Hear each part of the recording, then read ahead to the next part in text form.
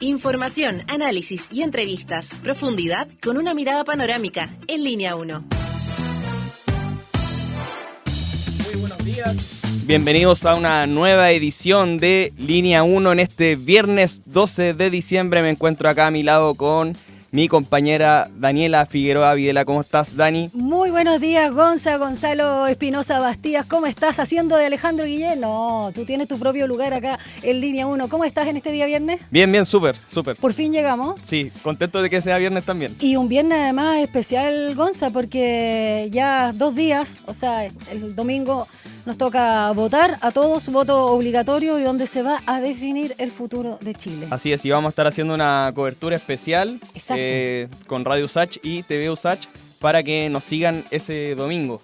Desde las 5 de la tarde. Todos los medios de la USACH ahí presentes para una transmisión desde una universidad estatal y pública y el sello que nos caracteriza, tanto TV USACH, Diario USACH como Radio USACH.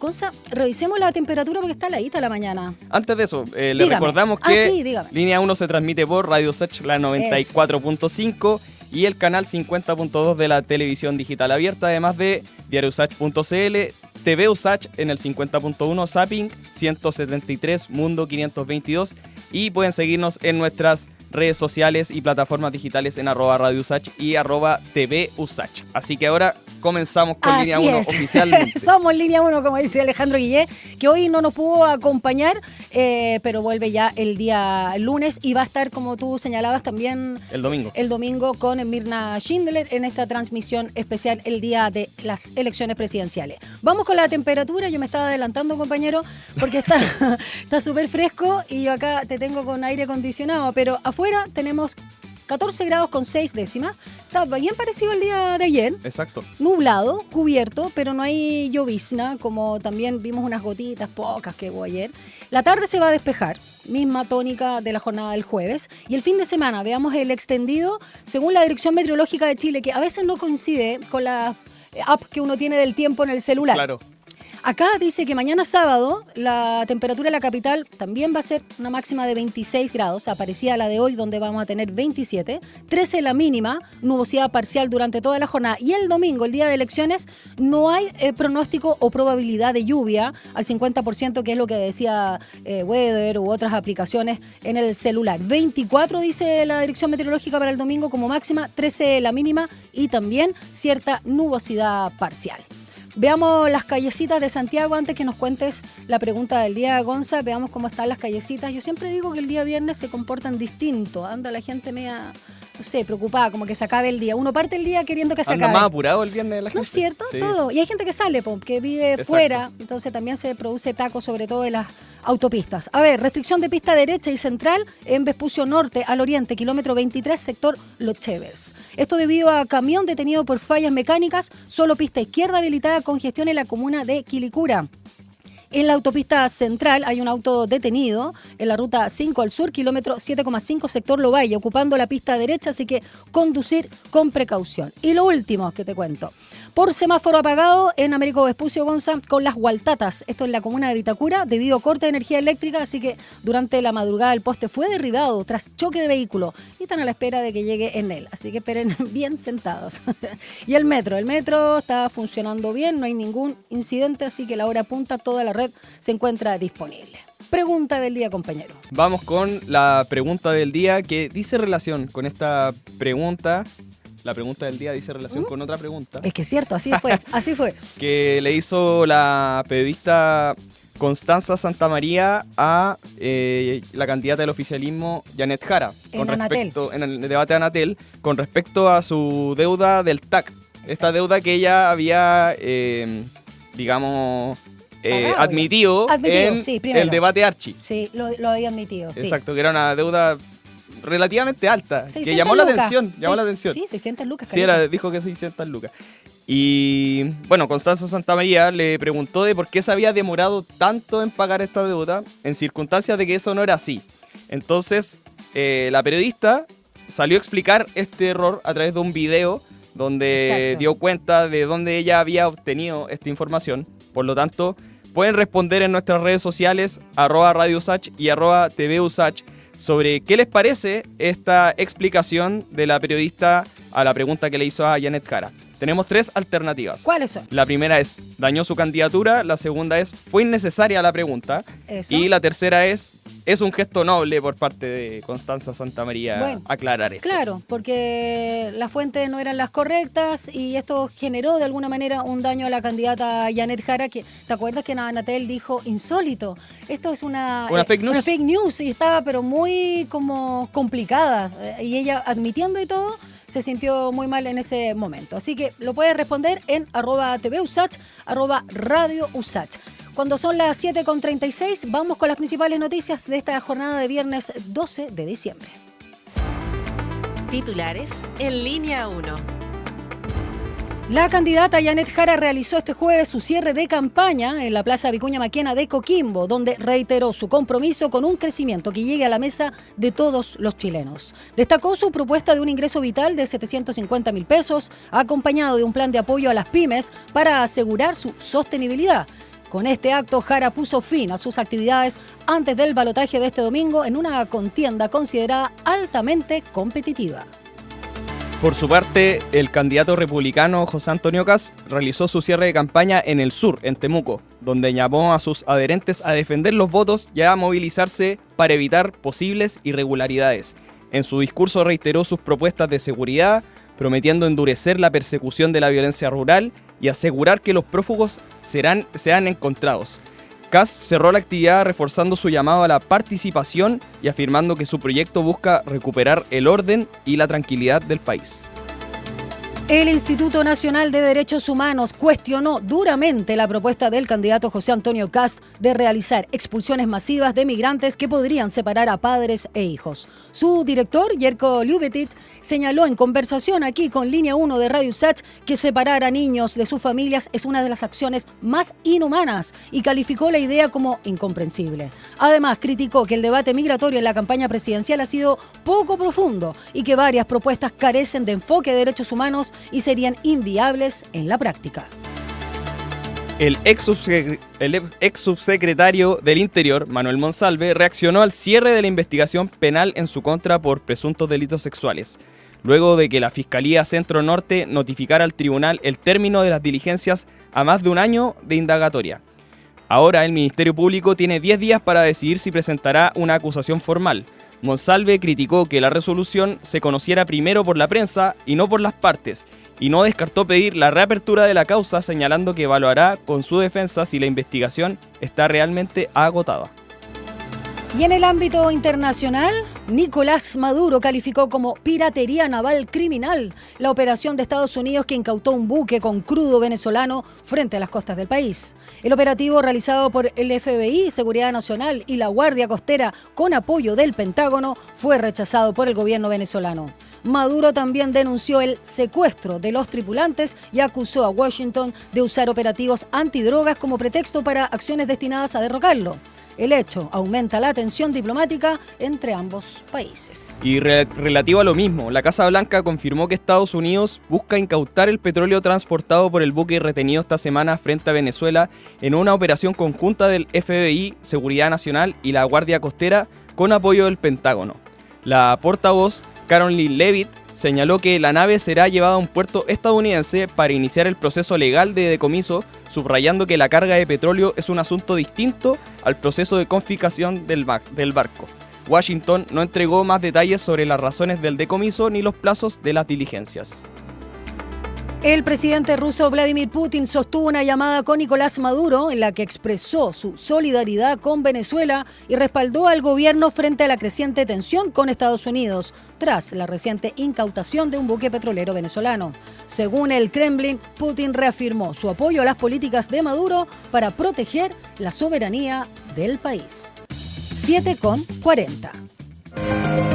Un diálogo a fondo. Entrevistas en Línea 1. La encuesta de microemprendimiento realizada por el Instituto Nacional de Estadísticas y el Ministerio de Economía reveló que en Chile hay casi 2 millones de microemprendedores. El reporte indica que el ingreso mediano de las personas que tienen microemprendimientos es de 400.000 pesos o menos.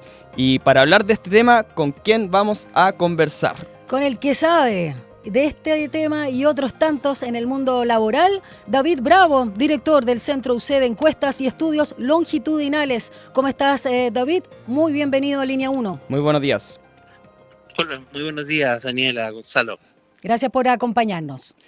David, quería preguntarte primero por un diagnóstico que hiciste tú hace algunos meses, en agosto precisamente, con respecto a la situación que vive nuestro país en materia de trabajo, la cual tú calificaste como una emergencia laboral. ¿Esto sigue siendo así? ¿Cuál es tu análisis?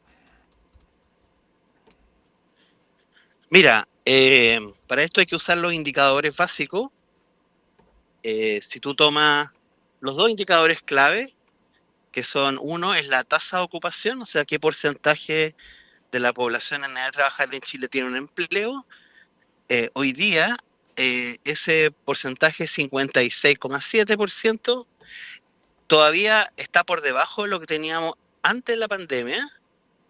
O sea, nos faltan todavía cerca de 257.000 empleos.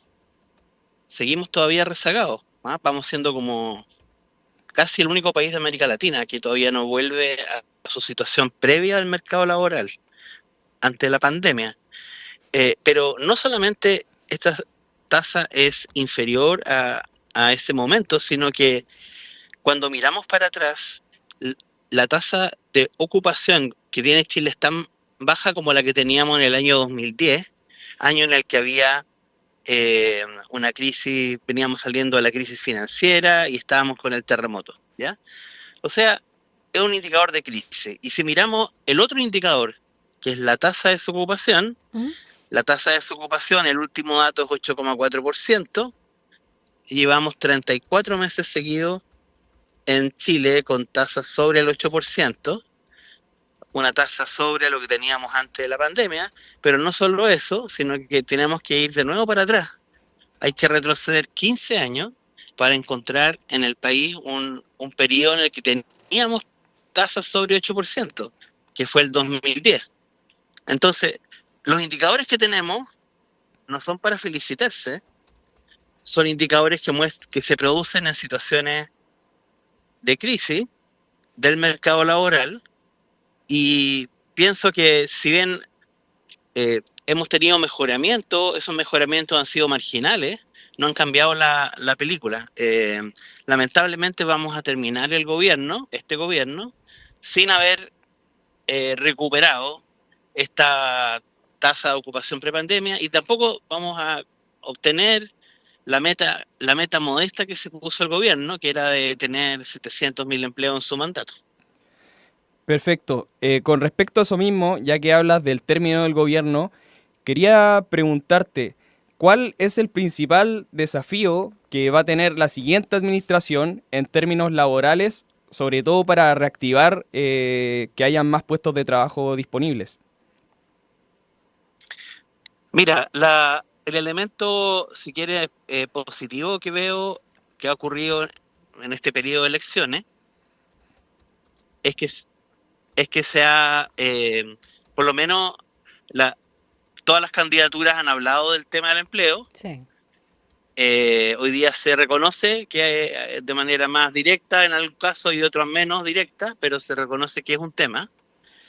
Y tengo la expectativa de que eso vaya a ser algo relevante en los primeros días de gobierno. Que vamos a tener que ver, obviamente, qué es lo que sale, quién finalmente es el presidente o la presidenta que vamos a tener.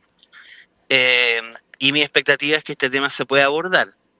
¿Qué esperaría que ocurriera? Esperaría que se le diera prioridad, porque el punto es que cuando no hay empleo suficiente, ¿cierto? O estamos con un déficit de empleo, eso se traduce en menores ingresos, ¿cierto? En los hogares, y eso también es pobreza. Entonces, es un tema prioritario.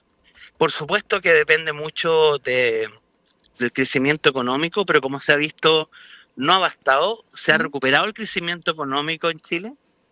De hecho, el Producto Interno Bruto recuperó sus niveles pre-pandemia hace tiempo. Sin embargo, el empleo no, ¿cierto? Se rezagó el crecimiento en el empleo. Entonces necesitamos probablemente poner algunas medidas extraordinarias, pero hay que priorizar para eso el empleo. Y tal vez el segundo elemento relevante es que también hay que dejar de hacer cosas que afectan el empleo cuando la situación del empleo es mala. Cuando la situación del empleo es mala, insistir con políticas que básicamente van a aumentar los costos laborales es muy peligroso. ¿Te refieres a las 40 horas? ¿Te refieres? El déficit de empleo, ¿dónde está concentrado? Está concentrado en las microempresas y en las empresas pequeñas, que fueron obviamente las más afectadas por el aumento del salario mínimo y por el aumento de otros costos laborales. También entonces se requiere que las autoridades nuevas despejen el horizonte de políticas que sigan incrementando eso. Lamentablemente veo en las noticias hoy día que el gobierno va a mandar de todas maneras su proyecto de negociación por rama. Eso básicamente es una medida que apunta de manera directa a subirle los costos a las pymes. David, David Bravo, recojo lo último que tú señalas en relación a los costos, el alza de los costos en el término laboral y sobre todo para las pymes. Ya nos vamos a adentrar en la encuesta. ¿Tú estás de acuerdo, por ejemplo, con la idea, aunque la ha bajado, pero está en su programa, de José Antonio Kast, de eliminar la ley de 40 horas para las pymes? No, yo creo que no hay que eliminar la ley de 40 horas, o sea, la ley de 40 horas fue un acuerdo, pasó una ley, yo pienso que fue imprudente hacerlo, y de hecho los efectos, hemos tenido recién el primer paso que fue bajar de 45 a 44 horas, pero ahora viene en abril, ¿cierto? La nueva rebaja. La baja a 42, eso va a ser un incremento en costos de cerca de 5%. Creo que lo que hay que hacer ahora es ver cómo ayudamos para que efectivamente las empresas tengan esa mayor capacidad para poder ajustarse. Pero por otra parte, creo que también hay que tratar de no seguir adicionándole carga a las empresas pequeñas y a los empleadores, ahora, mientras el empleo no esté recuperado. O sea, tenemos en Chile una situación de empleo que es preocupante, y eso se ve afectado por estas medidas. Si te logro entender, y no quiero interpretarte, pero a ver si nos aclaramos. Si estuviéramos en unas condiciones mejores, ¿no? A nivel de empleo, con mejores números, mejores cifras y en particular también el femenino, todos estos costos... Perdona, no te escucho la pregunta porque siento como un ruido... Vamos a pedir aquí que arreglen la comunicación. No, mira, solo quiero como redondear esta idea para pasar a la encuesta de los microemprendedores con mi compañero Gonzalo. A ver, si estuviéramos en una mejor situación, un escenario laboral con mejores cifras en cuanto a empleo y por lo tanto desempleo, sobre todo también en el femenino. ¿Te parece que sí? Ahí podría haberse dado el tema de las 40 horas, el tema también del salario mínimo. ¿No era el escenario más bien? Yo creo que... El momento. Mira, en mi opinión, la ley de las 40 horas ya se legisló. Sí. Y lo que hay que tratar de hacer es, seguir con ese camino. Se eligió primero bajar la jornada y luego preocuparnos de que la productividad aumente, ¿ya? Porque bajar de 45 a 40 horas es aumentar los costos laborales en 12%, simplemente por arte de magia, ¿cierto? Ese razonamiento no está bien y no hay que mantenerlo en las medidas hacia adelante. Lo que más me preocupa, te cuento lo que más me preocupa, más me preocupa es que hemos estado perdiendo tiempo. Porque mientras esta discusión se está haciendo, mientras no hemos recuperado el empleo, sabemos que en este minuto existe una revolución en el mercado laboral mundial. La inteligencia artificial está teniendo un impacto desde que partió, ¿cierto? Fin del 2022, y nosotros no estamos mirando hacia adelante, estamos mirando todavía hacia atrás. O sea, de hecho no hemos recuperado la situación prepandemia, ¿cierto? Estamos perdiendo tiempo precioso. Y creo que lo que hay que hacer ahora es mirar hacia adelante, es decir, cómo los y las trabajadoras chilenas se van a preparar para una situación mucho más compleja. La educación tiene mucho que decir al respecto. Se va a requerir mucha más, se va a requerir mucha más flexibilidad, porque están en riesgo, ¿cierto? Muchos empleos de todo tipo, no solamente de empleos no calificados, digamos. Pero el grueso del déficit de empleo que tenemos en Chile son personas de menor calificación. Las personas, digamos, con universitaria y con educación superior, en general, no son personas que no tienen empleo, pueden no estar bien ajustados al empleo que quieran, pero las crisis le golpean mucho más a las personas de menor calificación, pero a la vuelta de la esquina tenemos la posibilidad de que haya una cierta tendencia a automatizar funciones, claro. Y eso sí puede tener un impacto negativo, especialmente a países como nosotros que hemos perdido tiempo en estos años, básicamente sin estar pensando, estamos mirando todavía la legislación hacia atrás, cuando deberíamos estar tal vez pensando qué cambios tenemos que hacer para adaptarnos bien a lo que viene.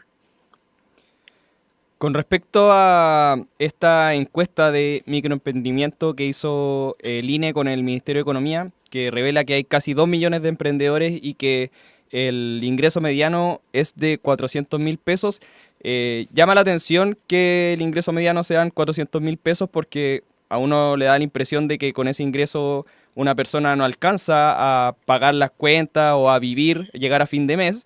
Por lo tanto, uno puede presuponer que ese es un segundo trabajo que tiene una persona. Y la pregunta es, ¿en qué medida esta situación que revela esta encuesta también da cuenta de una cierta precarización de la vida de las personas que tienen que tener no solo un trabajo ya de tiempo completo, sino que también un ingreso extra por otro lado? Claro, esta encuesta es muy importante. Son, como decían, 2 millones de personas aproximadamente.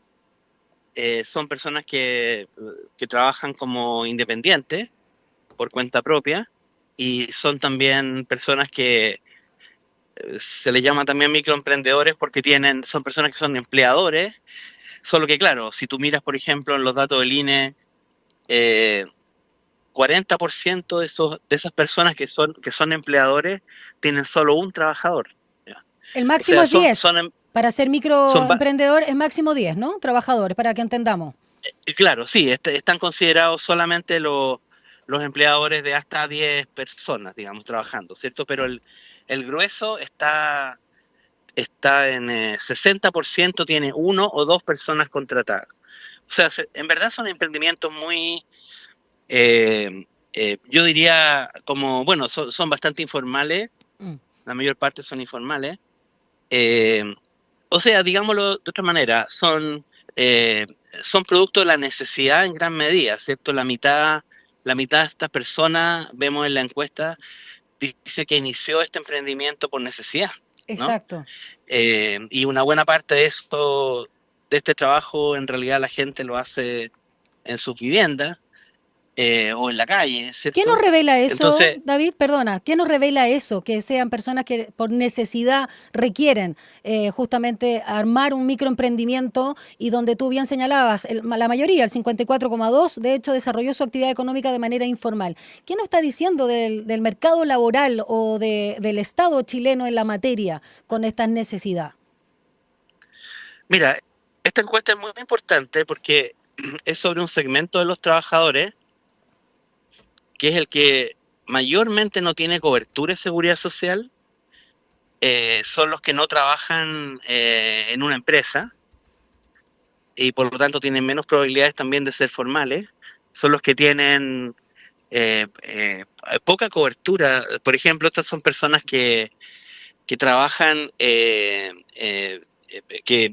que riesgos laborales, por ejemplo, eventualmente no tienen cobertura, ¿cierto? Entonces son personas que al mismo tiempo arriesgan mucho porque no tienen cobertura frente a algún tipo de accidente, como si, por ejemplo, estaría una persona formal en una empresa, ¿cierto? Claro.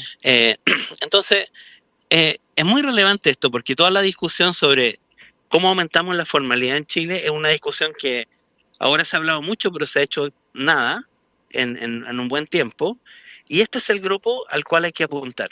Por ejemplo, desde el año 2008, con la reforma de pensiones de entonces, se incorporó a los independientes que emiten boletas de honorarios para cotizar, es para darle algún tipo de protección social, ¿cierto?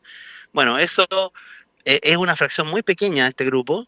La gran mayoría de este grupo en verdad no dan boletas de honorarios, sino que son personas que en realidad no están cubiertas por esa ley, y por lo tanto una de las cosas relevantes que se tiene que hacer, y esta radiografía del INE es muy relevante para eso, nos permite caracterizar a estas personas y saber, conocer de alguna manera la precariedad en la que se encuentran, y tratar de buscar alguna forma de poder generar una formalización, ¿no? Pero sí, es un grupo importante, son solamente 3% de las personas estas que microemprendedores ganan 3 millones de pesos o más, por decir algo, ¿cierto? O sea, son personas que de alguna manera tienen tal vez ingresos más altos. El resto es un poco lo que se describió, ¿cierto? El promedio, la mediana, lo cual nos indica que estas son estrategias de necesidad, ¿cierto? Sí. Son básicamente por necesidad. Las personas, bueno, no tienen posibilidad de ser empleadas, bueno, buscan una actividad, y eso es un poco lo que está mostrando estos datos. Claro, una pregunta relativa al tema del subempleo, que salió un estudio de OSEC UDP que decía que el subempleo ya superaba los 2 millones de personas en Chile. ¿Podría haber un cruce entre esta idea del microemprendimiento y el subempleo? ¿Pueden ser fenómenos que conviven? Claro, sí, de todas maneras hay un cruce, son conceptos distintos, porque en algún caso, por ejemplo, están subempleadas personas que quisieran trabajar más horas, ¿cierto? O que están insatisfechas con su trabajo en el sentido de que están desajustadas, digamos, ¿cierto? Respecto a sus calificaciones. O sea, todo ese elemento, ¿cierto? El concepto de subempleo, el foco puesto en los microemprendedores. Hay una buena parte de esas personas que coinciden y otras que no, ¿ya? Porque también hay subempleo en los asalariados. Pero ¿de qué nos habla eso? Nos habla de todo lo que nos falta. Es decir, pongámoslo de la siguiente manera. En la primera parte de esta conversación ustedes me preguntaron por la situación del empleo y yo hablé de los problemas que tenemos, hablé de la falta de empleo, ¿cierto? O sea, hay un grupo de personas que no tienen empleo, y que esa tasa es mayor que la que teníamos antes de la pandemia, que se expresa en una tasa de desempleo más alta, una tasa de ocupación baja. Ahora, los que no tienen empleo, ¿cierto? Son personas que tienen ingresos cero. De lo que estamos hablando acá son personas que tienen un empleo, ¿cierto? Los microemprendedores tienen un empleo, solo que el empleo, como se ha visto, mayormente es precario, ¿no? Sí. O bien en el caso del subempleo, que también son personas ocupadas, pero que entonces, por así decirlo, la calidad del empleo es baja. Entonces,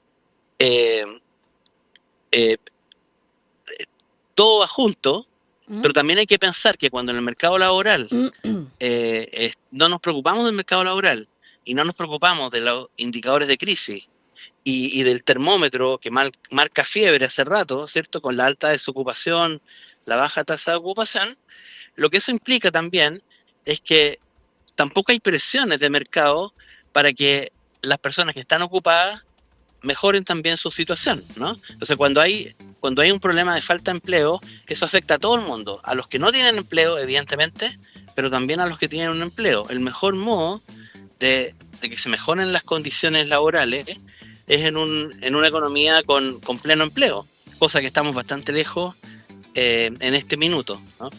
Bueno, vamos a esperar, por supuesto, el domingo quién resulte ganador o ganadora en las elecciones presidenciales y cómo mejora con propuestas reales y con conocimiento en el mundo laboral. Gracias, David Bravo, director del Centro UC de Encuestas y Estudios Longitudinales. Que tengas un precioso fin de semana. Muchas gracias, David. Muchas gracias a ustedes, un gusto. Chao. 8 de la mañana, 8 en punto. Vamos a una pausa, Gonza, ya regresamos con más Línea 1. Una breve pausa y ya regresa Línea 1.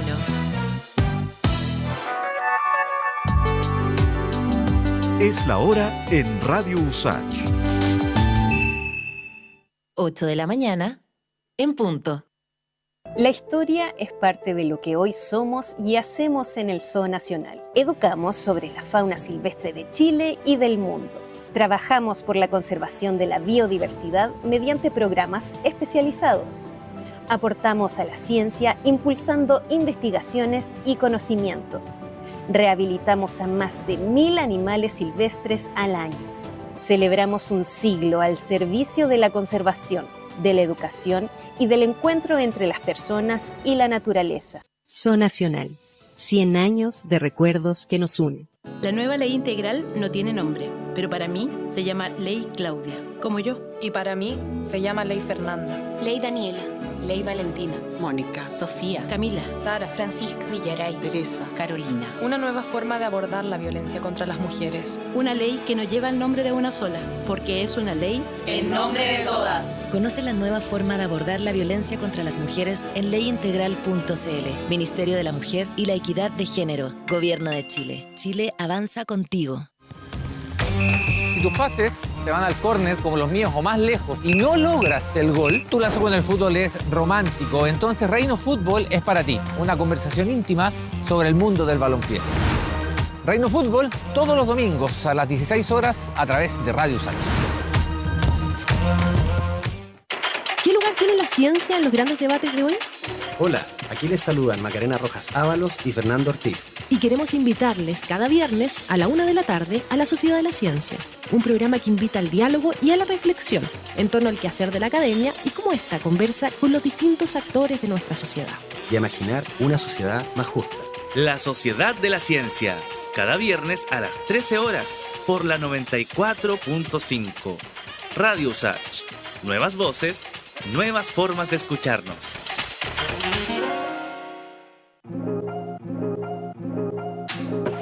Sé parte de nuestra franja cultural en Artes y Oficios los lunes y viernes a las 17 horas.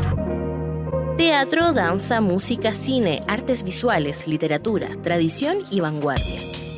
En Artes y Oficios conocemos más del trabajo que existe detrás de cada creación realizada por las y los protagonistas del mundo artístico, cultural y patrimonial y de su impacto en nuestra sociedad.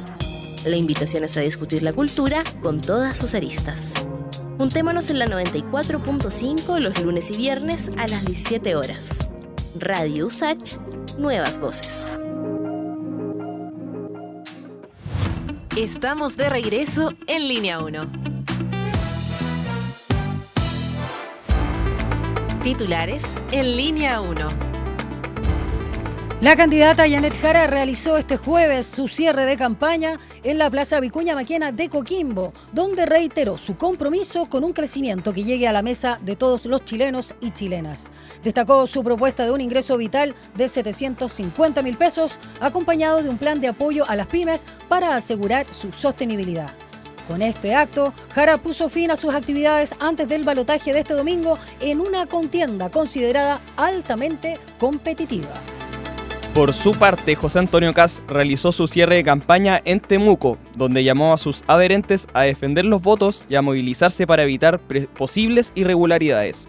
En su discurso reiteró sus propuestas de seguridad, prometiendo endurecer la persecución de la violencia rural y asegurar que los prófugos sean encontrados. Kast cerró la actividad reforzando su llamado a la participación y afirmando que su proyecto busca recuperar el orden y la tranquilidad del país.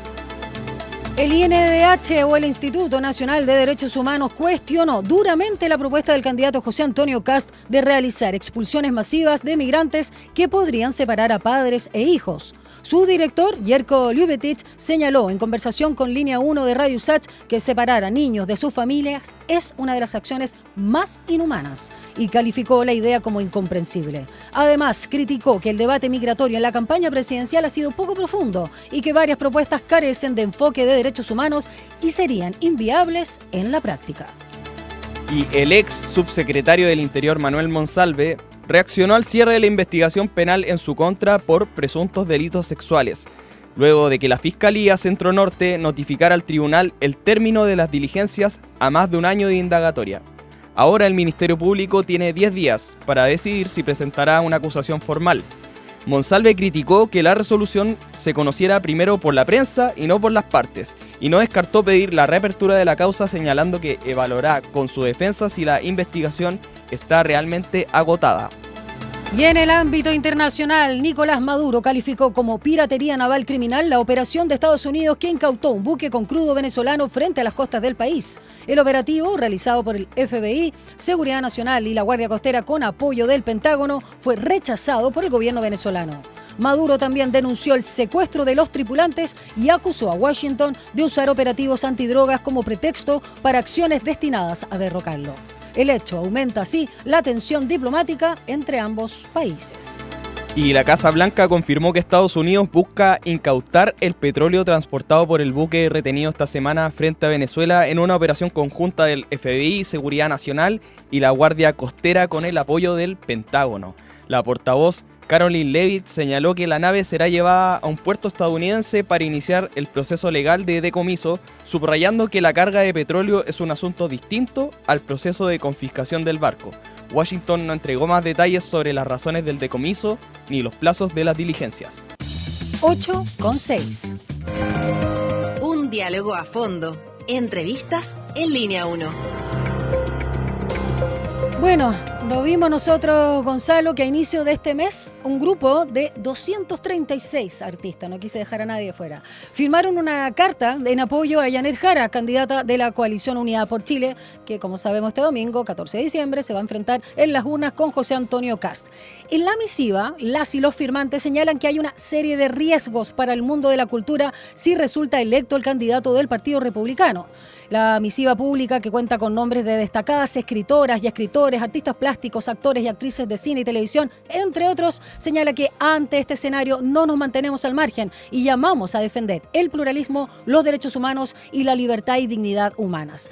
A esto, Gonza, se suma la reciente declaración pública de más de 800 científicos y artistas también, entre ellos 40 premios nacionales, titulada Conciencia y Cultura para el Bienestar de Chile, donde también apoyan a la candidata del oficialismo y la DC, Janet Jara, alertando sobre la batalla cultural de la ultraderecha. Y sobre la primera misiva que señalábamos, de los 236 artistas, uno de los primeros nombres que está justamente como firmante es Diamela El Tit, la escritora, renombrada escritora chilena y Premio Nacional de Literatura en el año 2018, con quien vamos a conversar ahora en Línea 1. Así es, muy buenos días, Diamela, gracias por acompañarnos esta mañana en Línea 1, ¿cómo estás?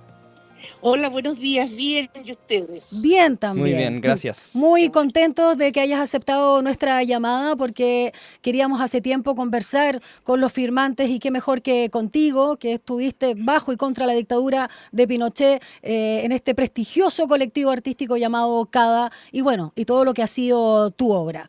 Quiero preguntarte en tu foro más interno como ciudadana, Diamela El Tit, ¿qué es lo que te preocupa también de que eventualmente, como señalan la mayoría de las encuestas, salga José Antonio Kast? Y cuando hablo de cultura, no solo las expresiones artísticas, todo lo que implica la cultura, entre ellos, por supuesto, la de los derechos humanos.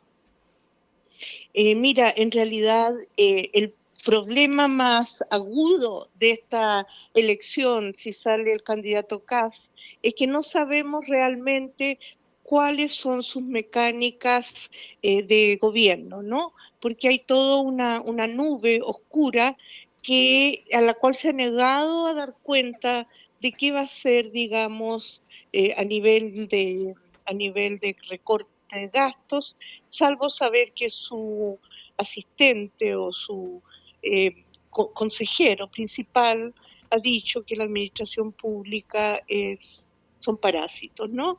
Entonces, ahí hay un signo de alarma, de pregunta, de duda sobre las prácticas políticas y gubernamentales de este candidato. Hay algo que da, digamos, que es asombroso porque personalmente en los años de la vuelta a la democracia no había visto un silencio de esta magnitud sobre temas muy importantes. ¿Qué va a pasar con los ministerios? ¿Qué significa cuando dice el derecho de la familia a educar a sus hijos? Cuando siempre la familia ha tenido el derecho de educar a sus hijos, puesto que es su familia, ¿no? Entonces, ¿qué quiere decir? ¿A qué apunta, por ejemplo, no? Entonces hay toda una serie de cosas muy oscuras, diría que son preocupantes, especialmente en la fase que estamos viviendo. Ya sabemos que este candidato es cercano a la ultraderecha, y por lo tanto uno puede leer ciertos síntomas de su gobierno mirando a los demás, ¿no? Mirando, por ejemplo, el gobierno de Trump en Estados Unidos, Orbán en Hungría. Entonces ahí es donde que son filiaciones que él tiene con ellos, ¿no? Diamela, tú en tus libros has abordado el tema de la marginalidad y distintos fenómenos que se han profundizado o, digamos, desarrollado con el neoliberalismo. Y creo que estamos en una fase donde lo más importante se ha constituido como el tema de la seguridad. En algunas entrevistas tú hablas de recuperar palabras, como por ejemplo la palabra territorio. Pero en este caso, como tú eres una trabajadora de la palabra, quería preguntarte qué podríamos decir de la palabra seguridad, que ha sido la clave durante toda esta elección presidencial. Mira, efectivamente, yo creo que las migraciones han sido, bueno, el mundo se construyó a partir de migraciones, ¿no? Eso no está en discusión. Pero en este tiempo hay una relación entre migración y COVID, porque la enfermedad que mató a millones de personas provocó una serie de catástrofes económicas, y eso obligó a poblaciones muy numerosas a migrar, ¿no? La migración siempre ha sido positiva porque enriquece y fortalece, digamos, las comunidades. Pero también es cierto que el narco ha generado como una actividad asombrosamente lucrativa y además corruptiva, ha generado, digamos, formas mucho más estructuradas, ¿no? Que nosotros estamos viendo de manera relativamente inédita en Chile. Entonces, efectivamente también, si nos regimos, hay un avance notorio de la criminalidad, pero también es cierto que esa criminalidad está muy acentuada en noticiarios, en imágenes. Entonces verdaderamente la criminalidad asalta la psiquis, pensando, digamos, que habitamos un territorio prácticamente intransitable, cuestión que no es así a diferencia de otros países como por ejemplo Ecuador. Voy a poner un ejemplo común. Entonces sí hay un riesgo de inseguridad, pero también hay una desigualdad asombrosa en Chile, muy alta, que habría que reparar, porque los jóvenes que viven en sectores más vulnerables ven al narco como un referente. Ya no es ser médico, abogado, sino que ven ahí las joyas, los autos, el lujo, ¿no? Y son rápidamente cooptados por estas pandillas. Entonces hay que ver cómo nivelar en todas las áreas para reducir este riesgo que tenemos, ¿no? Eso requiere un trabajo muy fino, muy fino. No se trata de decir vamos a acabar con la inseguridad. Pues no, ojalá fuera así, que vamos a acabar y se acaba, sino que efectivamente hay procedimientos que elaborar muy cuidadosos, y entre ellos una gran tarea de equilibrar las desigualdades que enfrentamos, ¿no? Diamela, el TID, en el texto ustedes señalan, los que escriben a esta carta, que bueno, es urgente no minimizar el enorme retroceso que implica para nuestro país la normalización de discursos de raigambre fascista. Debemos seguir defendiendo, como tantas otras veces, la democracia como elemento esencial para el florecimiento del pensamiento crítico y la creación. Y sobre todo preocupa, ¿no?, la censura, los discursos de odio que promueven la exclusión, el castigo a la diversidad y el negacionismo en materia de derechos humanos y de crisis climática. Quizás el elemento de crisis climática es el novedoso de esta época, pensando en 50 años atrás, y en la dictadura donde tú y tantos otros artistas y ciudadanos chilenos, pero a propósito de esta carta, lucharon. Ante un eventual gobierno de José Antonio Kast, Diamela Eltit, ¿cómo podría generarse una resistencia 50 años después si comparamos, ya que veíamos también los símiles, lo que sucedió con Donald Trump, que es cierto, es otro personaje, pero que justamente apunta a que el pensamiento crítico, las universidades, los museos, qué sé yo, no tengan el vigor, si es que no los elimina del todo, como suelen tener todas las democracias. Preocupa de que acá pueda haber cierre. Vimos, y perdona que ponga este caso, pero la Fundación Salvador Allende, estuvimos hablando con su director acá, con Alejandro Guillé, fue el único, digamos, lugar de memoria y fundación con la imagen de un presidente que no tuvo recursos para el próximo año. Y eso es una señal bastante elocuente. ¿Crees que pueda suceder algo similar a lo que sucedió en Estados Unidos con José Antonio Kast acá en Chile? Mira, yo quiero recordar que el año 2021 el Partido Republicano pidió en las universidades públicas que señalaran cada uno de los programas donde había formas de enseñanza de feminismo o de análisis de feminismo y de diversidades sexuales. Eso ya lo hizo el Partido Republicano. Afortunadamente, las universidades públicas, desde luego, se negaron a dar esa información, pero hubo gestos de entregarla, porque fue una petición de este partido, de los diputados, de 2 diputados del Partido Republicano. Recuerdo. Eso ya está, hay un antecedente bien clarito, entonces eso va a ser con las universidades públicas. Ojalá no les quiten recursos, que es lo que ha hecho el gobierno de Trump, que es amenazar su vida universitaria y su prestigio con la Universidad de Harvard, Columbia. Es como casi asombroso que sus más elocuentes universidades estén amenazadas con los recursos. Pienso que esas formas se van a adoptar porque efectivamente esa es la guía, hay una guía de la ultraderecha, hay una forma de la ultraderecha que va a seguir funcionando.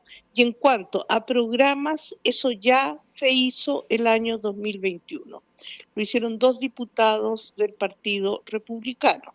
Entonces, como gobierno, eso va a seguir intensificándose. Y desde luego, ellos tienen una tarea muy, muy imposible, que es revertir las emancipaciones, ¿no? Revertirlas, y eso es imposible porque efectivamente los cuerpos han conseguido, son los cuerpos los que han conseguido ciertos avances, ¿no?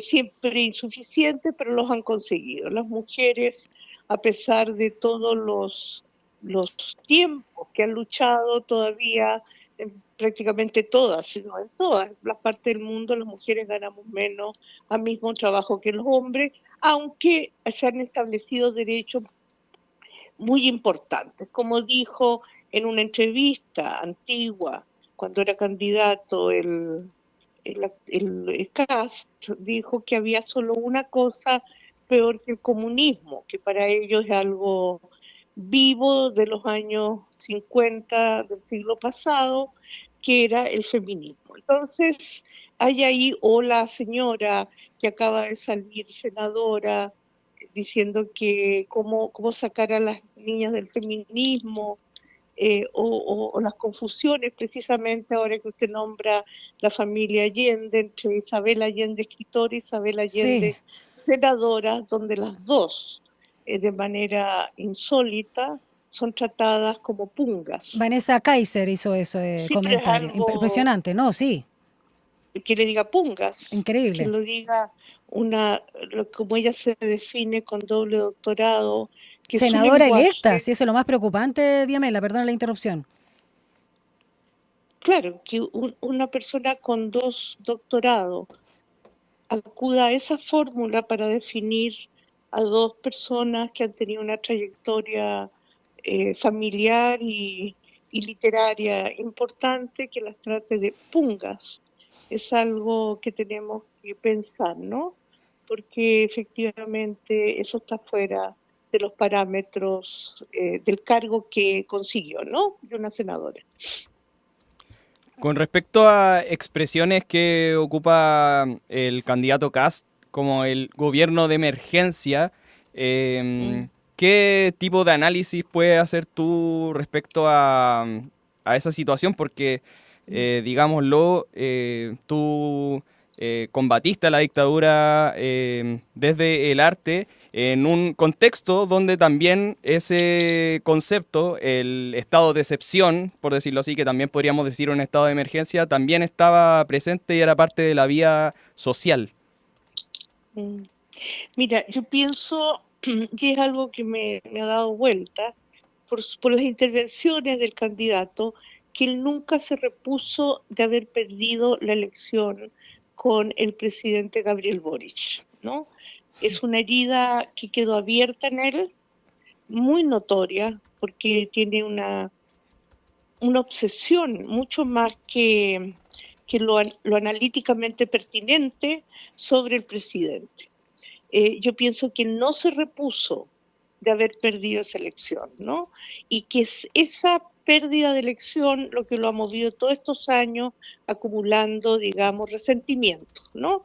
Yo creo que es una persona resentida por haber perdido esa elección y que hoy día señala algo que en realidad no es así, ni que este país es un desastre, no, o sea, eso es asombroso que lo diga, ¿no? Y entonces, emergencia, ¿de cuál emergencia, no? Porque efectivamente hay un problema de seguridad que hay que intensificar, entendiendo que el narco corrompe, ¿no? Que este problema, como él dice, de las policías y etcétera, ya ha corrompido a las policías. El que fue director de la PDI está preso. En el caso BRIC hay 8 carabineros imputados. Hay Fuerzas Armadas comprometidas en narco. Entonces no es un problema solo de delincuencia. La emergencia es qué hacer con el narco, que es una pregunta que hacen todos los países, ¿no? ¿Qué se hace? Porque efectivamente son redes poderosas y que inducen al campo entero, político, poblacional, etcétera, a acciones muy complejas, ¿no? Entonces, en ese sentido, yo pienso que la gran emergencia es la educación, con el fin de, digamos, educar a los chicos y a las chicas, entendiendo, digamos, que sus consumos enriquecen, que esos consumos ellos gastan para enriquecer a otros, y a otros, y a otros, y a otros, y además corromper al sistema social y a las autoridades, ¿no? Estamos conversando esta mañana acá en Línea 1 por Radio USACH y TV USACH con Diamela Altit, escritora Premio Nacional de Literatura 2018, destacada artista, una de las firmantes de esta carta de apoyo, no solo a Janet Jara, sino también, en este caso, de rechazo o al peligro, la advertencia a que nos gobierne la ultraderecha. Quiero hacerte una pregunta para cerrar este tema y pasar a Frankfurt, la Feria Internacional del Libro 2027, donde Chile es el país invitado, que ahí Gonza te va a preguntar, Diamela, pero quiero cerrar con una reflexión de este tema de la izquierda. por un lado, preguntarte qué está pasando a nivel global, pero por supuesto también en nuestro país con la izquierda, que parece que ha perdido cierto, no sé si la palabra es poder, pero cercanía, conexión con el mundo social y con lo que llamamos la ciudadanía en general. El pueblo también, a otros le llaman la gente, como quieran llamarlo. Y por otro lado también, en relación a lo mismo, ¿por qué se da históricamente en todas partes del mundo que las artistas, las artistas en general de cualquier área siempre han tenido una adhesión, simpatía o militancia más a los sectores de izquierda o centro izquierda que la derecha? ¿Hay un tema de sensibilidad ahí? Parto primero con la que tú quieras, pero en relación a la izquierda. Mira, yo creo que efectivamente hay una fragmentación de las izquierdas, ¿no? Y esa fragmentación lo más sensible es la falta de, ahí sí, de territorio. Efectivamente hay unos sectores de la izquierda que se han elitizado en busca de poder. No quiero decir que no haya parte de esa izquierda que sigue atenta a sus bases, a las personas y sobre todo a los sectores populares, ¿no? Entonces, yo creo que eso es tal vez el gran análisis que estas izquierdas tienen que hacer, ¿no? Es la elitización, porque de alguna manera hay una especie de profesionalización de las izquierdas y no hay, pero por otro lado, ¿qué sostiene a esta población? Bueno, las juntas de vecinos, que son muy importantes para ver los problemas agudos que pasan las poblaciones, ¿no? Entonces ahí donde estas izquierdas tienen que intervenir, trabajar en las juntas de vecinos y en toda aquella iniciativa que conecte, porque efectivamente si no conectan hay un no saber. Desde luego hoy, y eso lo sabemos, ya el sujeto obrero está prácticamente inexistente porque estamos en medio de una tremenda revolución tecnológica. Entonces hoy día el sujeto es el sujeto red, no es el sujeto, digamos, sindicalizado, sí, trabajando codo a codo con su sindicato, sino el sujeto red, ¿no? Que habría que repensarlo, rearticularlo, entendiendo, ¿no es cierto?, que los sistemas capturan a todo, tú tomas un Uber y eres capturado por la nube y por lo tanto, ¿no es cierto?, ya hay otro elemento de conexión con las sociedades. Yo creo que eso tampoco se ha pensado lo suficiente, esta revolución tecnológica, donde efectivamente estos grandes titanes de la tecnología generan una cantidad de riqueza incalculable que no la devuelven porque todos formamos parte como trabajadores para incentivar esa riqueza. ¿Diamela? Recordemos que Facebook se vende en la bolsa de comercio. Sí. A nosotros, y nosotros los que tenemos Facebook, todos nuestros datos, trabajamos para esa riqueza. Sí, absolutamente. ¿No? Entonces hay que pensar agudamente que las izquierdas tienen que trabajar con la gente, una gente ya tecnologizada. Por eso hoy día uno de los elementos más deseados es el celular. Si alguien pierde o le roban su celular, queda prácticamente como con un pedazo de casa menos. Entonces todo ya no eso son hay las que pensarlo y entrar en esas batallas tecnológicas, ¿no? Eso por una parte.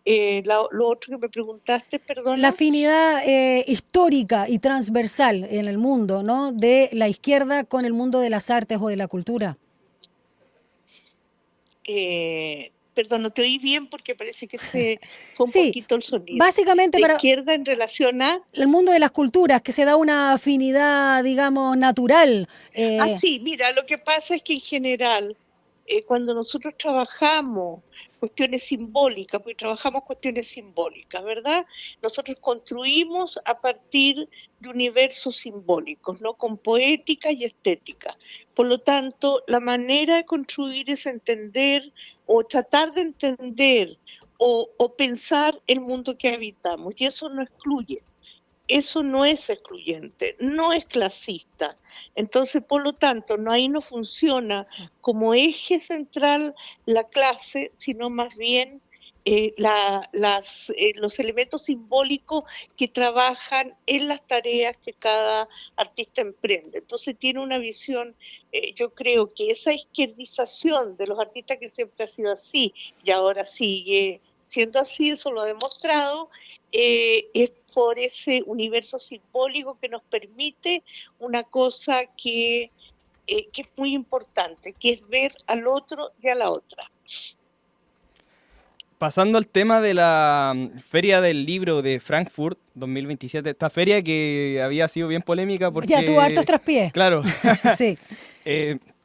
Quería preguntarle cuáles son sus expectativas de su participación en ese espacio, que va a ser el 2027, considerando que Chile va a ser el invitado estelar, y esta controversia que se generó con respecto a la selección de algunos autores que van a ir a exponer, y estoy haciendo referencia a lo que dijo la crítica literaria Patricia Espinosa, quien fue muy, digamos, dura. Apuntó de manera muy dura a la elección de Baradit en este espacio. Bueno, primero, yo creo que lo que pasó ahí es que hay unas traducciones, no que la gente vaya a ir o no vaya a ir a la feria, sino que van a traducir algunos autores de acuerdo a los críticos alemanes que yo no sabía, me enteré recientemente de esto. Hubo una reunión, entiendo, yo no pude ir porque estaba fuera de Chile. Pero no es que la gente entienda, no, eso no lo sé, tendría que averiguar más. Yo entiendo que son traducciones. Exacto. Sí, es una lista corta de títulos. De críticos alemanes, de acuerdo a su visión literaria y editorial, eligieron algunos títulos, ¿no? Ahora, si usted me pregunta a mí, yo quisiera que todos los escritores chilenos fueran traducidos, porque efectivamente es interesante ampliar las prácticas literarias, ¿no? Especialmente ahora que no tenemos la mediación de los periódicos para promover libros, ¿no? Se editan muchos libros, pero no hay espacio para promoverlos, para analizarlos, para pensarlos. Hay solamente, piense usted, un diario que tiene esa parcialmente algunas críticas de muchos libros que salen, y hay solamente al mes 4 críticas. Entonces estamos en un descampado que no, totalmente inédito, muy distinto al caso de Argentina, Perú, otro. Estamos con hay un solo diario y sus sedes, el mismo diario El Mercurio y sus sedes. En papel, la tercera sale solo el fin de semana, no tiene crítica literaria. Entonces, le recomiendo el programa Frecuencia Literaria de Amela. Positivo, ¿no? Francamente, no. Yo quisiera que los tradujeran a todos.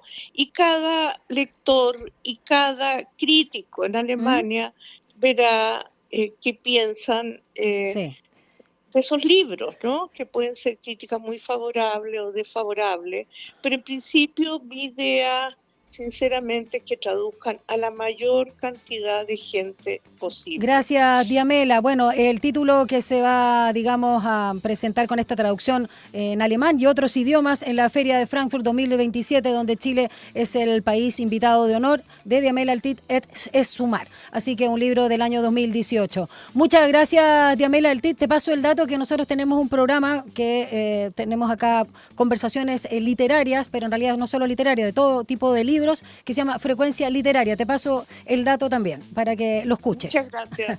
Gracias, Diamela Altit. Un abrazo. Muchas gracias. Que estén muy bien. Un abrazo a ustedes. Gracias. Gracias. Muy buena reflexión no solo cultural, sino política, y política en el más sentido, o sea, el sentido más amplio de la palabra, Gonza. Acabamos de tener con la escritora Diamela Altit y Premio Nacional de Literatura 2018. Muy informada ella. Sí, muy informada, y se agradece contar con ese punto de vista, sobre todo en este momento donde necesitamos pensar el país. Exactamente, no abandonar nunca el pensamiento crítico. Hay un stand-up que hablan de los temas así como de la generación X, que es la mía, no la tuya, más viejita. Y hablan de que existía antes algo muy, muy vintage, muy curioso, oye, la gente... tenía pensamiento crítico y pimponeaban opiniones y lo mostraban como algo pasado de moda. Ojalá que no sea así o que lo retomemos. ¿Vamos a una pausa, Gonza? Vamos a la pausa. 8:35. Una breve pausa y ya regresa Línea 1. Todos los días a las 12 en punto te invitamos a hacer un recorrido por los sonidos más profundos de nuestro país. El alma nacional. La trova, el canto de raíz, folclore y fusión que unen generaciones. Y cada viernes con música en vivo en las sesiones de El Alma. El Alma Nacional. Justo al mediodía, un encuentro diario con la música chilena por la 94.5 FM Radio Usach y en el 50.2 de la televisión digital abierta.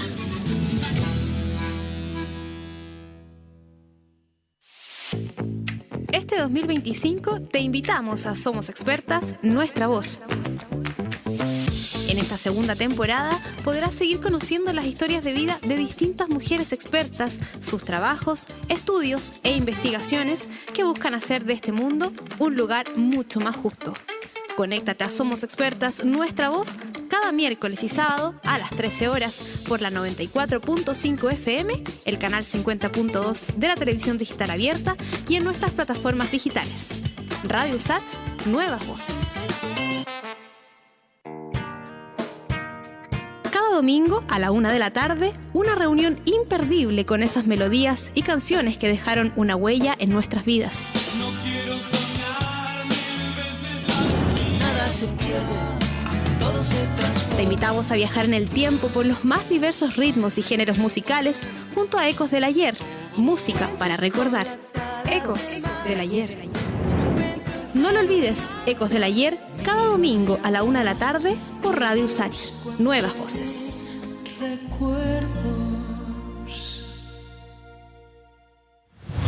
Estamos de regreso en Línea 1. Ya son las 8:37. Vamos a ver cómo está la temperatura a esta hora, a ver si sube o no. Mira, nada, Gonza. 14 grados 8 décimas. Ha estado heladito estos días. Súper helado, y es sobre lo mismo todo en la con lo que mañana. partimos. Yo he tenido que volver al chaleco. Oye, ¿tú vienes en bicicleta todavía? Porque yo sí me estaba viniendo en bicicleta con una polera. ¿Me estaba? Sí, es que esta semana no he venido. ¿Por el frío? Por el resfrío. De veras, perdona. Por el resfrío. Sí, está resfriadito. Sí, para cuidarme, pero yo me venía con la polera, una sobrecamisa, que esto es como una camisa un poco más gruesa, y listo. Pero ahora he salido en la mañana y he tenido que ponerme chaleco. Ay, sí, no, sí está muy, muy fresco y hay mucha gente resfriada. Pero recuerden además el cambio de temperatura porque vamos a alcanzar, ahora corrigieron, no 26, sino 27 para esta jornada. ¿O siempre fue 27? No, siempre fue 27. Pero durante la tarde sale el sol. Ahora mientras con poco menos de 15 grados. Vamos a una nueva conversación, 8:38. Un diálogo a fondo. Entrevistas en Línea 1. Y vamos con un tema muy relevante por las semanas que vienen, porque el bolsillo y también la comida es importante en estas fechas de celebración. El Ministerio de Agricultura, a través de la Oficina de Estudios y Políticas Agrarias, más conocida como la ODEPA, publicó los precios de los alimentos más demandados por los consumidores con el objetivo de conocer cuánto podría costar un menú navideño para una familia o un grupo de amigos de 4 personas. Esta valoración de los menús se realizó en las regiones de Arica y Parinacota, Coquimbo, Valparaíso, Metropolitana, Maule, Ñuble, Biobío, la Araucanía y los Lagos, casi todo el país, sí, donde la ODEPA capturó los precios del consumidor semanalmente.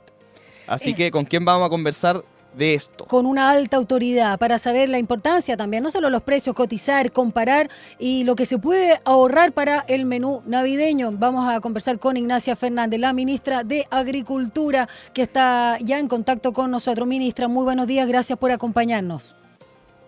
Hola Daniela, muy buenos días. Hola Gonzalo. Hola, muy buenos días. Saludarlos. Igualmente. Ministra, a ver, hablemos, esto es muy prosaico, muy del bolsillo y la verdad que es muy importante considerando también el costo de la vida. Estamos con mejores índices sin duda de los que llegamos con este gobierno con el tema inflacionario, pero está costando, ¿no?, llegar a fin de mes. Eso es una realidad, no es un eslogan de campaña presidencial. Hablamos de la importancia también de los temas de los precios para los consumidores, sobre todo para estas fiestas, no solo la Navidad y también Año Nuevo. Obviamente en nuestro país los precios también se rigen de una manera, digamos, no tan regulada como en otros países, lo cual también puede ser positivo. Y si no hay colusión de por medio, vemos que también hay que comparar, cotizar, porque es la única forma de saber que no están a veces cobrando de más o hay mejores ofertas. ¿Cómo ustedes están viendo este tema desde el Ministerio de Agricultura a propósito del llamado de ODEPA?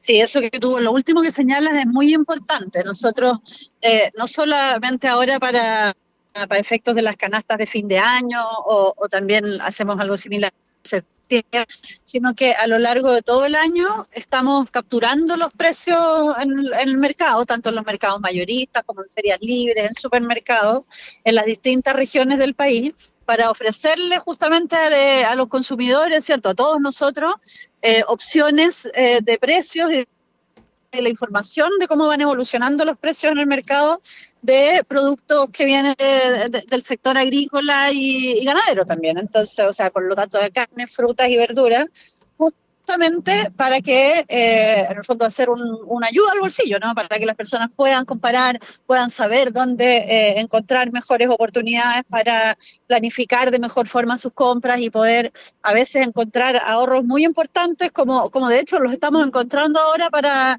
estas canastas navideñas que hemos estado trabajando.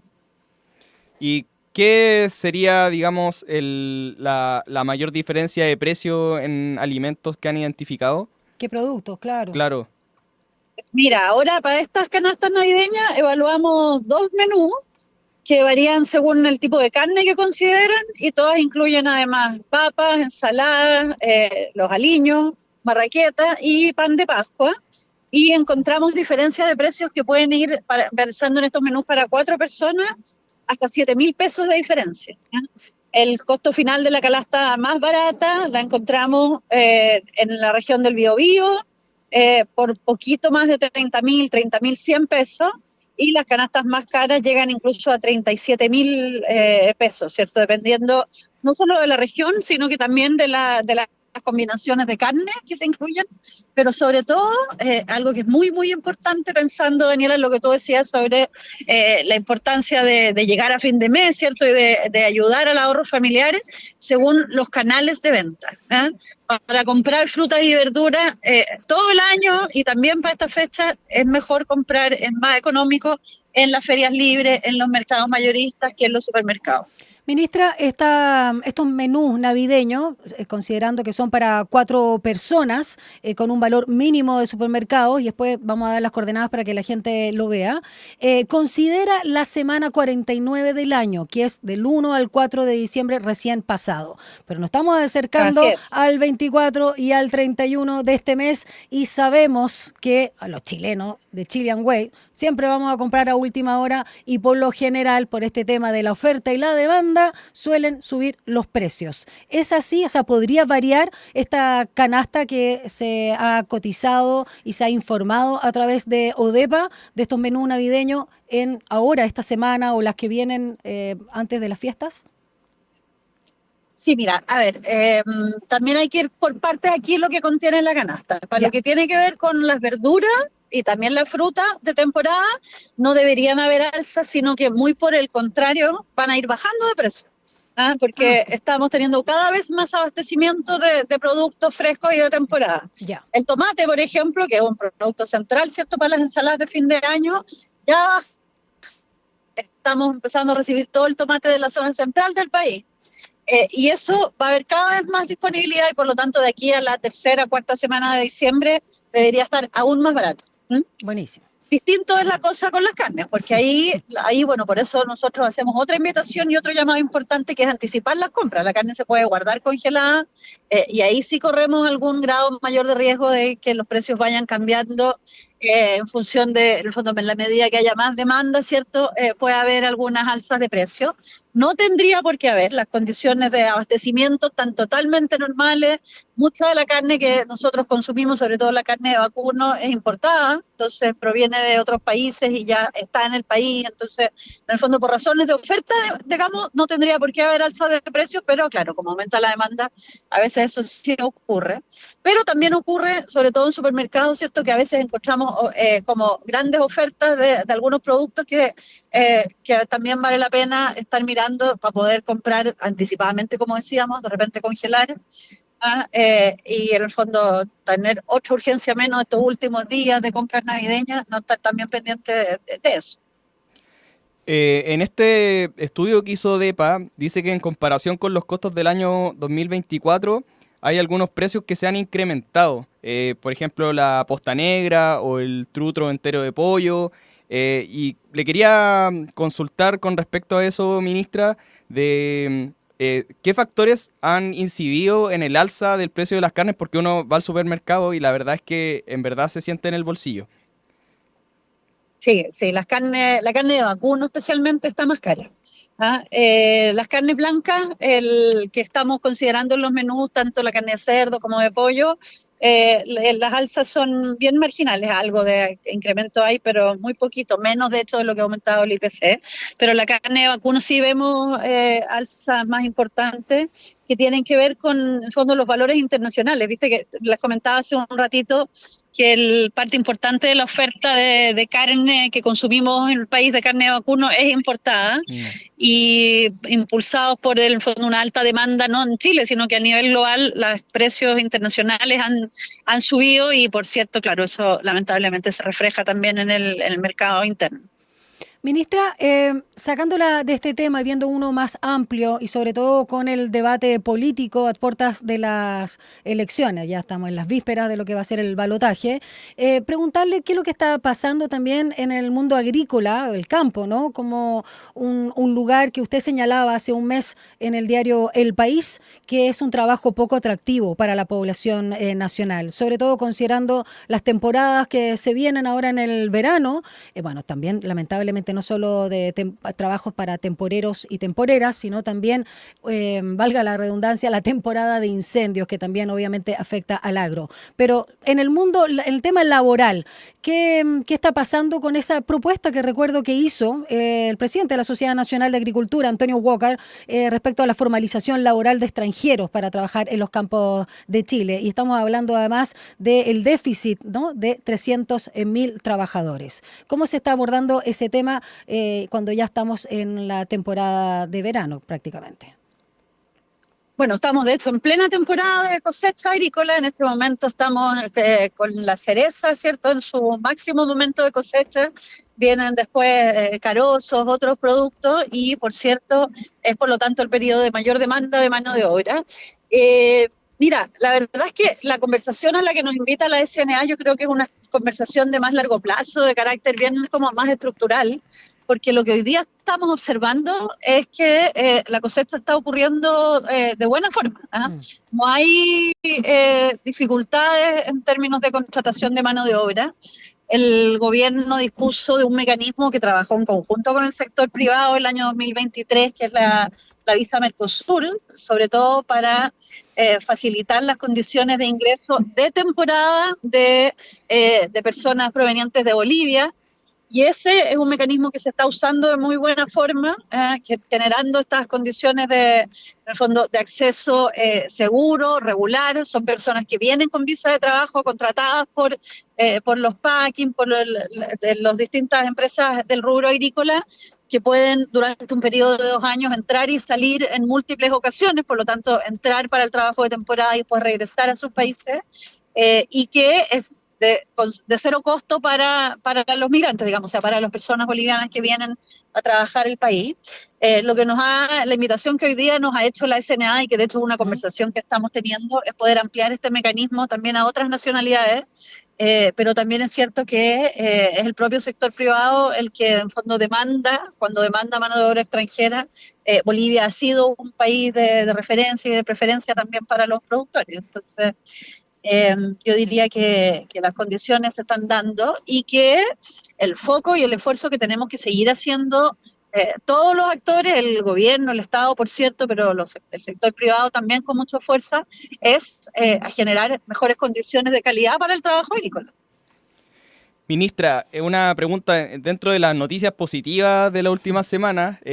Una viña chilena fue elegida como la mejor del mundo en la revista Forbes. ¿Cómo se explica este gran momento que está viviendo la industria del vino, que es un infaltable también en las cenas de Navidad? ¿La industria del vino? Disculpa, te escuché semi-entrecortado. Exacto, le comentaba esta positiva noticia de que una viña chilena fue elegida como la mejor del mundo en 2025. Es verdad. La viña Santa Rita. Así es. Entonces, sí. Eso quería preguntarle, ¿cómo se explica esto? Bueno, yo creo que nosotros hemos levantado una imagen país, tenemos una muy buena imagen país en general de nuestros productos agropecuarios. Nosotros siempre decimos que Chile exporta confianza, no exporta calidad, exporta confianza, y la industria vitivinícola es de hecho una de nuestras embajadoras fuera del país.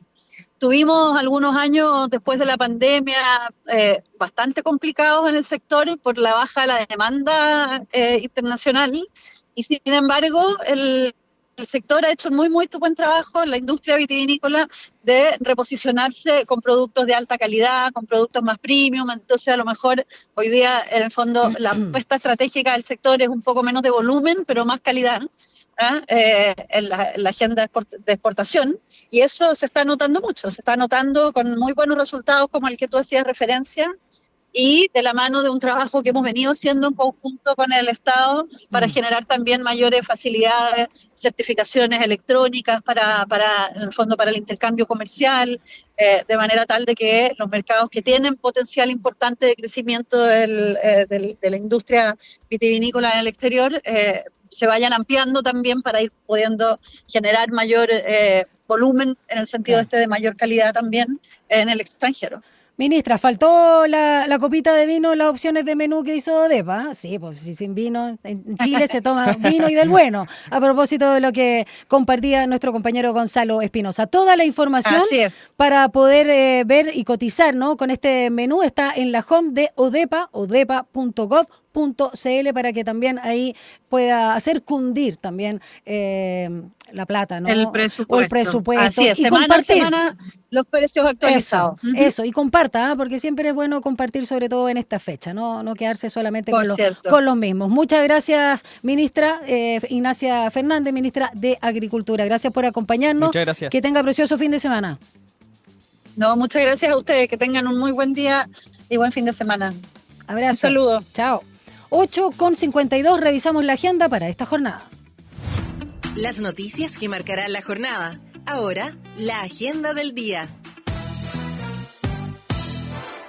A las 11 horas, la presidenta del Consejo Directivo de Cervel, Pamela Figueroa, junto al director nacional Raúl García, el ministro de Transportes Juan Carlos Muñoz y la ministra de Desarrollo Social Javiera Toro, entregan los últimos detalles de la segunda vuelta presidencial, de la organización de la segunda vuelta presidencial. Por si acaso. Ya, de veras que no tenemos en el cuerpo como 6, 7 sacabas tú, ¿no? Claro. Elecciones en los últimos 5 años más o menos.